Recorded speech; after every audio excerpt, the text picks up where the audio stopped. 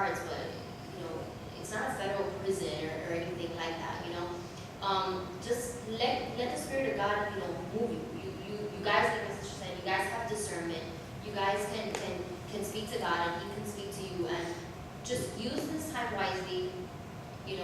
While you're single, seek God. And one of the things I recommend for the singles is that if you are going to start dating, just make sure you start going on like in group settings.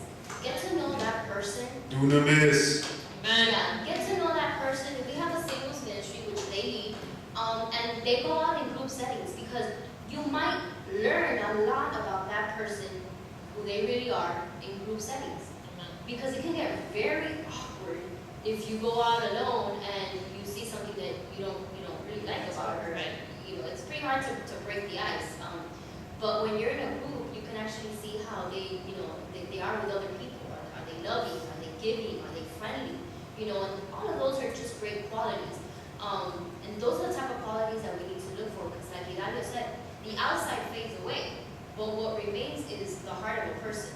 Sometimes we're looking for the perfect one instead of looking for the real one, like the one who's real inside, the one who's honest, and can tell you, listen, I'm not perfect. I have 101 flaws, but I'm working with God, and I know He's fixing me, and I know He's restoring me, but they're real about it. They're not trying to put up a mask and say, hey, you know what, it's all good. I have it all under control.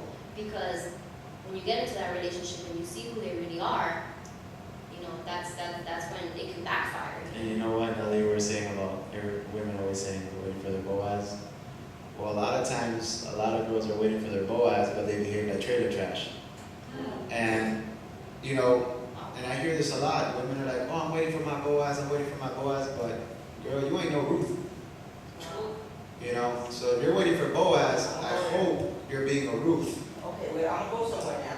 Because you ain't gonna meet no Boaz if you're not behaving like a Ruth. You're right. You're but gonna Boaz has to prepare to be Boaz. Amen. Because you can't want a girl, don't have a job, don't have a house. No, that's not, no. Amen. And you know what? I gotta respect that. But listen, there's a lot of bachelors. But listen to this. There's a lot of bachelors out there who maybe don't have it all to be married. But listen to this. They're in a season of preparation. And you're not. And listen. God is taking you somewhere. Doesn't mean that if you meet someone today, like when Gabby and I met, I didn't run out of my house to go and get married to her yet, like right away and rent and brickle, boom, the next day. No, hold up.